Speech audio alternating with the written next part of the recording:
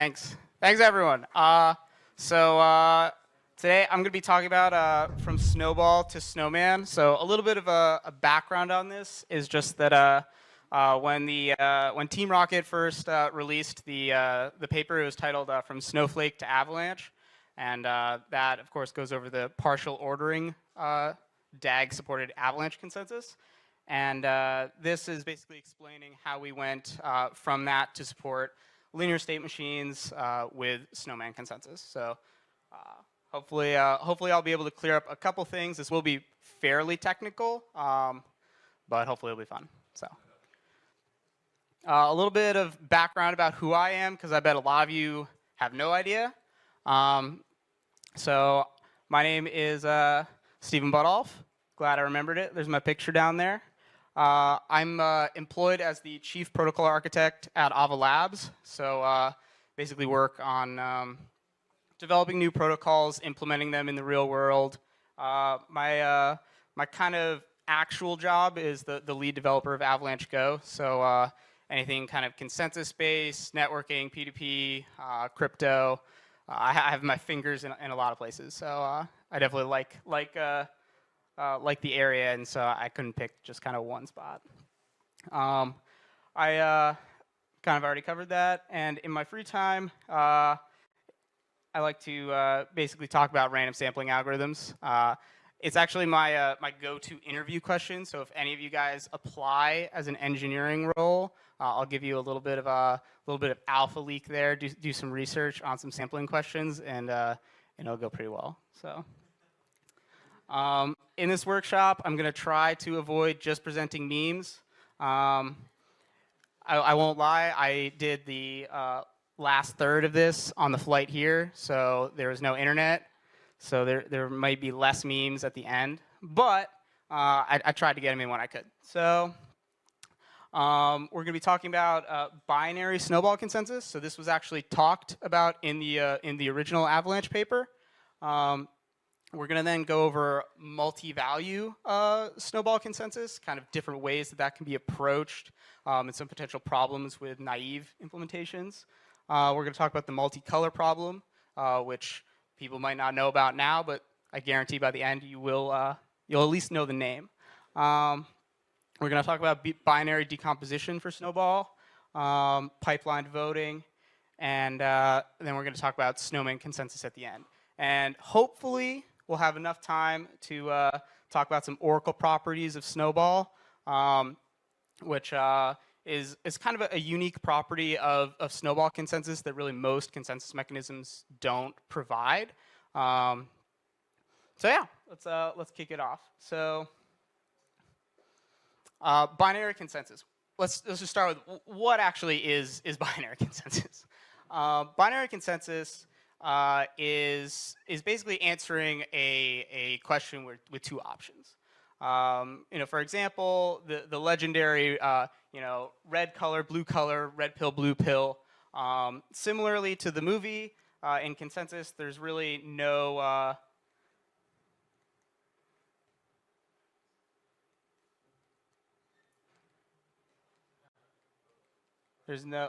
there we go. There's no correct answer. You really just need to pick one of the values. In consensus, you typically don't care. You just want to make progress. And the definition of making progress is actually deciding on a single value, in this case, either red or blue. So how does Snowball solve this problem? Well, first, my clicker works. Initially, the nodes pick a color arbitrarily, either red or blue. It doesn't matter. There's no correct answer. Nodes then attempt to adopt the majority color by subsampling, so repeated subsampling of the network. Imagine you look around in a room, you see a bunch of people wearing a red hat. You want to switch to the red hat because it's more trendy, something along those lines. Even if everyone's split 50-50, the network, just due to random perturbations, eventually converges to a single value. And this is all kind of covered by the original snowball paper. So let's do a real quick kind of example here. So in this case, we have a perfectly split red-blue network. The red node here is going to sample these couple nodes. So it samples 2 blue nodes and a red node, and so it ends up adopting the blue color, and it's going to the whole network is going to repeat this sampling until eventually one color is selected. This ends up working great, and this is kind of the foundations of the avalanche consensus system. Now, what happens when you try to do multiple values? So we've actually seen some different implementations attempt to do this form of consensus, where basically rather than just selecting between 2 options, I don't know where I need to point this thing. Rather than selecting just between red and blue, you have to select between, for example, a deck of cards or perhaps, extremely large number. This ends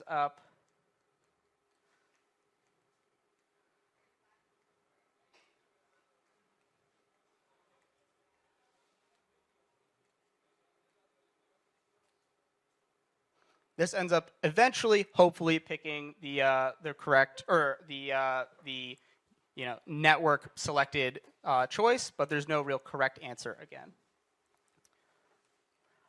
So how could Snowball try to solve this problem? So if we try to follow the same exact thing we did before with binary consensus, first off, nodes pick a random color. Nodes attempt to randomly subsample from the network. My clicker works. But in this case, because there's so many colors, nodes might not actually sample a majority in the network. So if we look at this graph now, instead of having just red and blue, we have a bunch of various different colors here. When we end up sampling these nodes, there is no actually uniform majority anymore. So this node doesn't have a better color to adopt. It maintains its own. And we see that nothing is really making progress. So in this case, we can see that just naively throwing Snowball at multi-value consensus doesn't end up actually working how we want. So this ends up actually being what we call the multicolor problem. Now, don't worry, there's a lot of options to solve this, and I'm going to kick off about 5 of them as we go in. So the multicolor problem can essentially be described as as the number of nodes that share color go down, it becomes extremely hard to actually converge to a single value. And whenever I try to face a problem, I typically try to avoid it, as I think most good engineers do, to be honest. So the idea here is, well, we have binary consensus down, right? Like we figured out how to do that before. That's in the original paper. So let's try to reuse that using what we call a binary decomposition. So what we end up doing is we split the potential value space in half repeatedly, and pick which side or which half based off of binary consensus. Now we can just keep repeatedly having these sets over and over again until there's only one value left in these sets, and then we can decide on them. So if we look at a graphic of this, we start with our 10 colors that we had originally, same exact 10 colors. We could maybe decide, well, we pick the right half of these colors using binary consensus. We then pick, say, the left half of these of this. Again, the left half, and we've decided on a value. So we can see, and this is a bit of a trick just in normal consensus literature, that we can perform multi-value consensus just using binary consensus repeatedly. So on the Avalanche network, the values that we're voting on are actually hashes, 256-bit hashes. So we can partition the space bit by bit.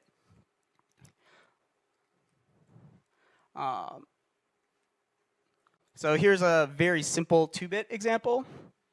So in this case, we have 4 potential blocks, block 0, 1, 2, and 3. The first bit is going to determine whether or not it's a smaller valued block. The second bit is going to, or the first bit basically can either be smaller valued or larger valued, if it's a 0 or a 1, right? So in this case, we can see that we can perform this multicolor step by just running 3 concurrent binary snowball instances. Now, in order to confirm a single multi-value decision then, a 256-bit decision, that would mean that you'd have to perform at least 256 consensus decisions, right? Right? Right? Yes. And of course, one might ask, is that expensive? And the answer is yes. So now, I said earlier, when you're facing a tough engineering problem, try to avoid it.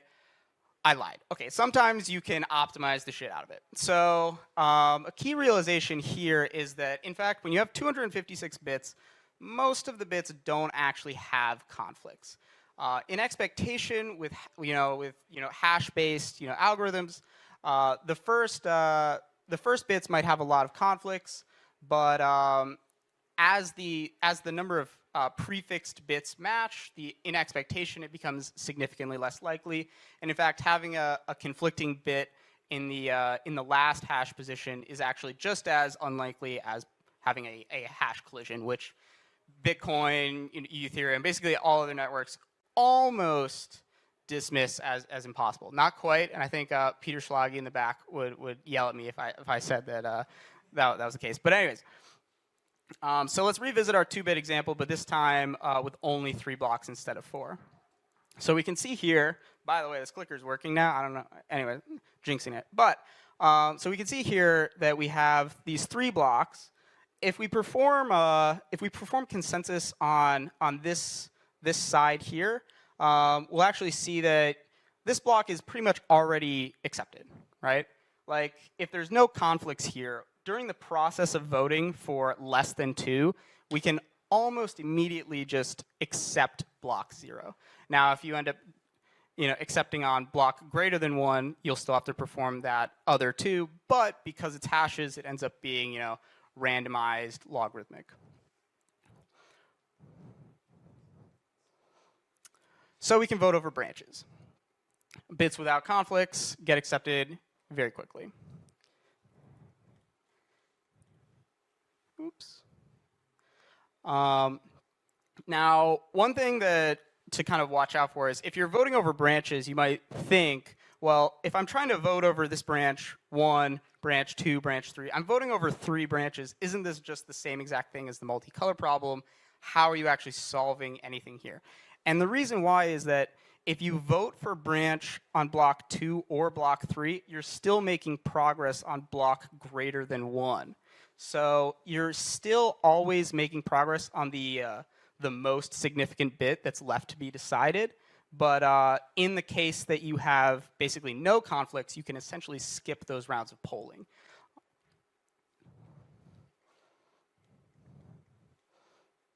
So this takes us into snowball consensus. Rather than selecting just a single 256-bit value, we can actually keep selecting bits. Right? So previously we were talking about like a 2-bit example. Now we can go to the full 256-bit, but rather than just going to that level, you can in fact just do n bits, keep deciding bit by bit, and then chunk the bits into blocks. So you can see here, again, I ran out of time. I wanted to insert a meme here at the end, but I was on the plane, so I apologize for that. But essentially, what we can end up seeing is that we can end up chaining these binary decomposition snowball instances together, chunk by chunk, and eventually create a blockchain. So we see this this binary decomposition for a snowball instance ends up essentially representing height 1, height 2, and height 3.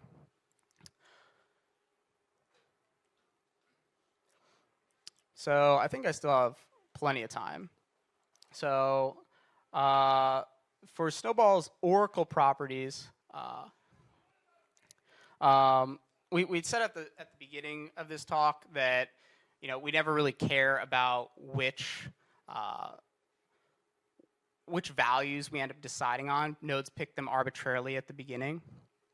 But if nodes select their value based on an opinion, the same guarantees that ensure Snowball finalizes actually guarantee that the network's majority opinion gets incorporated into the chain. So for example, if say 80% of the network originally prefers red, then red is guaranteed to be accepted over blue because of that overwhelming majority. So I think a very good example of this, which is something that actually happens on Snowman network, is specifically on the P chain, is was node X online for greater than 80% of the time. So this is the reward calculation that we use in order to reward validators when they unstake on the Avalanche network. So the actual online percentage isn't necessarily defined by the blockchain. What it is defined by is how nodes perceive each other during the querying process. So nodes might actually disagree. Nodes might think, Aaron was up, 60% of the time, but someone else thinks Aaron was up 90% of the time. So what we end up doing is we perform a consensus instance, a binary consensus instance, over yes or no. So we can see that in this case, maybe 80% of the network says Aaron was up 80% of the time, 20% say he wasn't. Because Snowball ends up converging to the majority value, we're actually guaranteed that Aaron is going to get his rewards. So I had a couple programs set up to run, but I don't think that it really fits in this venue. So I think instead of like running some simulations and going over things like that, I think maybe we could open it up to a couple questions if there are any. I see one hand in the back already, but.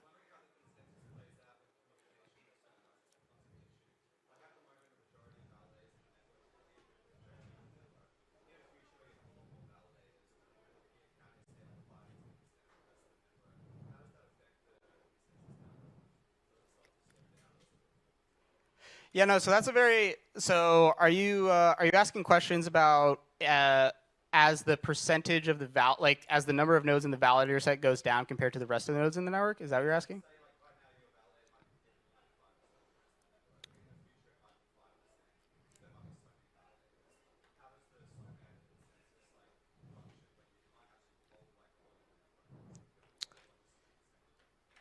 Cool. Yeah. So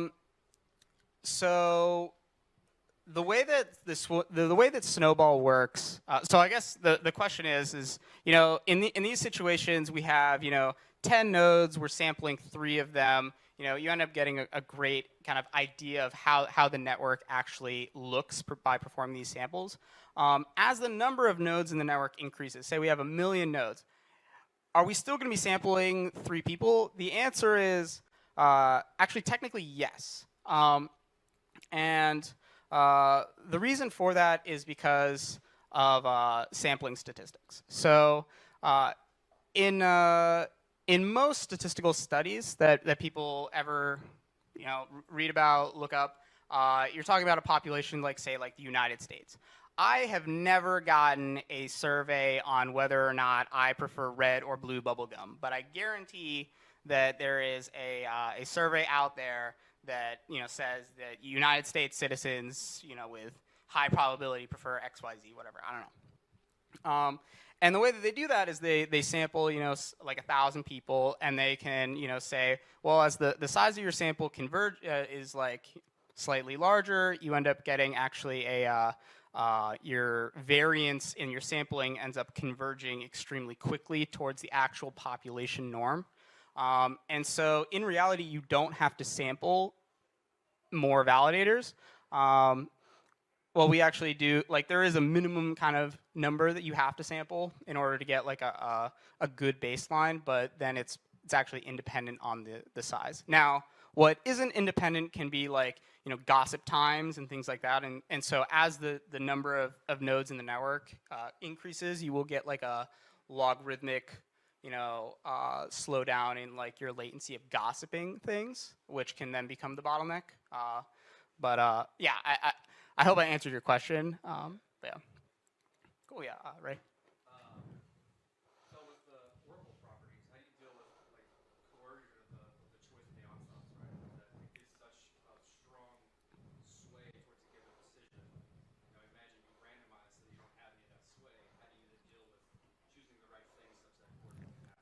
Yeah, so I'll just repeat it so that everyone can hear it. So the question was, with these oracle properties, what is preventing someone from lying, right? And saying like, act like Aaron was up 80% of the time, but I'm just going to say no because I don't want to give him money or whatever, and try to bias people in that direction. That's definitely possible, and so Snowball is a Byzantine fault-tolerant consensus protocol. So what that ends up meaning is this is not going to necessarily work with a 50-50 majority, right? Like if there's like 51% of people that say yes and 49% that say no, there is no guarantee that it's going to go to yes, even though that is the majority. But if there is a significant enough bias, then it's impossible for that ever to be pulled back.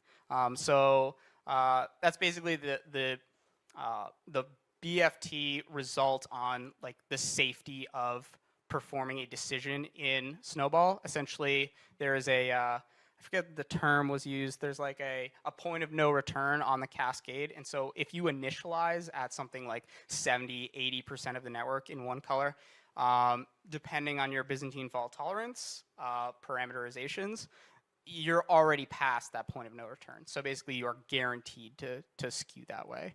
I don't know if that answered your question. I tried. Yeah, go ahead.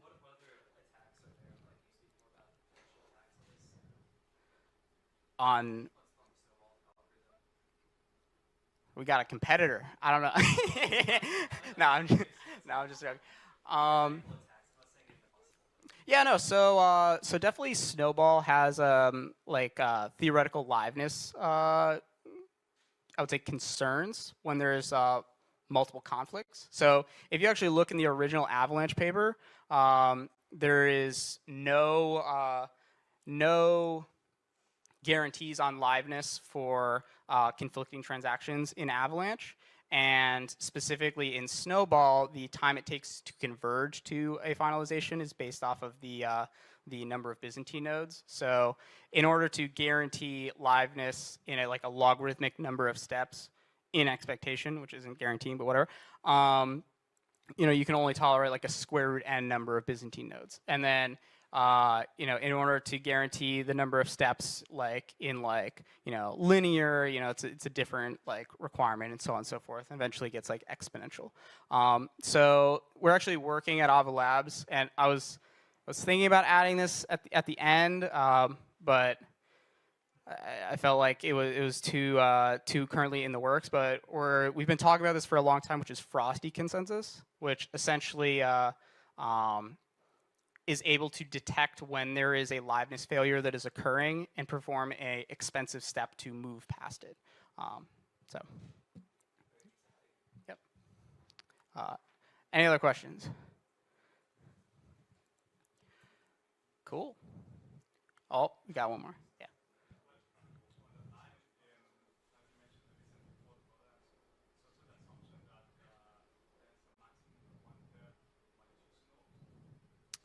So in asynchronous safe consensus systems, you cannot guarantee safety and liveness to more than 1/3 Byzantine nodes, right?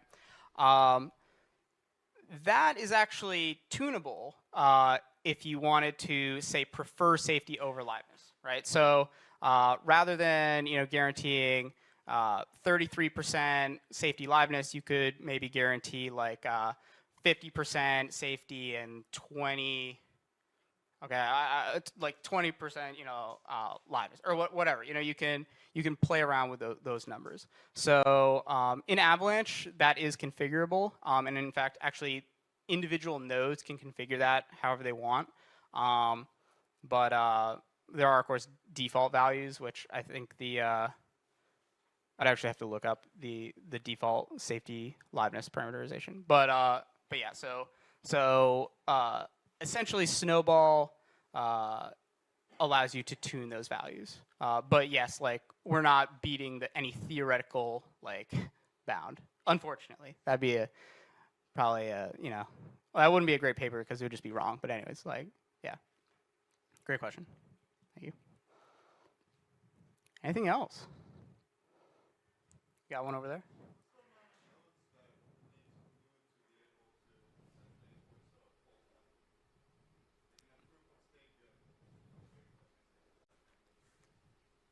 So I think the question was, what was the number of nodes required to perform a safety failure?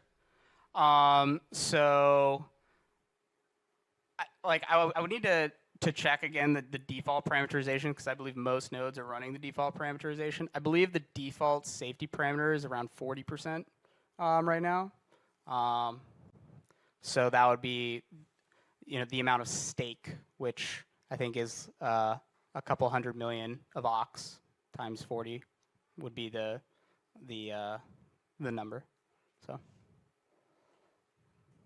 cool. Anything else?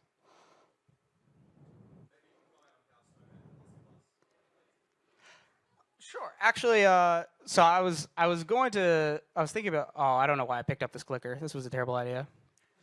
Yeah, I'm calling that off. So Snowman plus plus for yeah. So a brief history. So Snowman plus plus essentially limits the block production to a list of proposers. So when the network first launched, when the Avalanche network first launched on Snowman based chains, basically anyone could propose a block at any time. Now we talked about that linear number of or that log n number of consensus decisions that need to be performed if there's conflicts. So if there's 8 conflicts, then you have to perform whatever like 3 um, you know consecutive decisions in order to filter out those conflicts. Um, in Snowman plus plus, we reduce those number of conflicts. So rather than typically seeing 8 blocks proposed for each height in after Snowman plus plus, there's basically one. So what Snowman plus plus does is it optimizes that log n slowdown even more. So that was basically the key idea behind Snowman plus plus. Um, yeah, so that's how that fits into this. I don't know if that answers. Yeah, cool. How's it going? Is there anything fundamentally wrong with having different parameters per subnet for safety concern? Or is it a network-wide like set and forget it? So subnets generally, subnets do not impact the security of other subnets. So if you wanted to run a subnet with a significantly higher safety parameter, or you wanted to have a subnet with a significantly higher liveness parameter, then you can configure that, and it would not impact the safety of the primary network. Um, so generally, that's how that works. Now, when you get into a cross subnet world where you start, talking about like, oh, like this asset was minted on subnet A, it was moved to subnet B. How does that all work? Essentially, the subnets define their security model, and the users are essentially buying into that security model. So if a subnet A is allowing assets to be transferred from subnet B, then the assets from subnet B on subnet A are only as safe as both subnet A and B, right? So I don't know if that. I think that makes yeah. Cool. Yeah. Go ahead. Yeah, like picking up on that question, can you tell us something about like how Evolabs working on cross subnet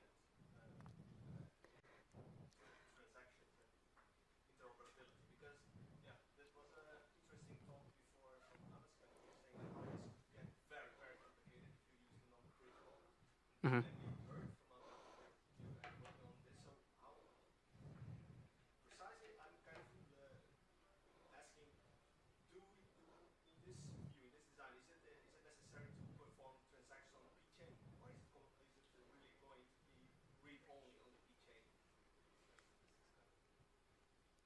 So I think time-wise is probably gonna be the last question. So just throwing that out there before we finish. So there's a number of different ways that you can do cross-subnet interactions. So I know currently. So to clarify, currently there is no native cross-subnet interaction that is supported by Avalanche clients. What that means is people do alternative ways for performing cross-subnet interactions. So there's like some EVM to EVM bridges that have been being thrown around to use with subnets. So those solutions do not touch the P chain, right? And those are valid solutions. Like those are totally fine. It's basically an out of band, normal bridge. For example, the Avalanche Ethereum bridge. That's how that works, right? There are definitely going to be more secure options that involve guarantees on the subnet validators and perhaps the primary subnet validators as well, which would give stronger guarantees on the safety of transferred funds. And I personally see in the future that there's going to be not just necessarily one type of protocol, but a number of different protocols with different guarantees based off of the transfer that's occurring. So that's basically where I'm at. There's a whole litany of like things to talk about here for sure, but yeah, I think we're kind of at time and it's all like kind of TBD. So yeah, cool, awesome.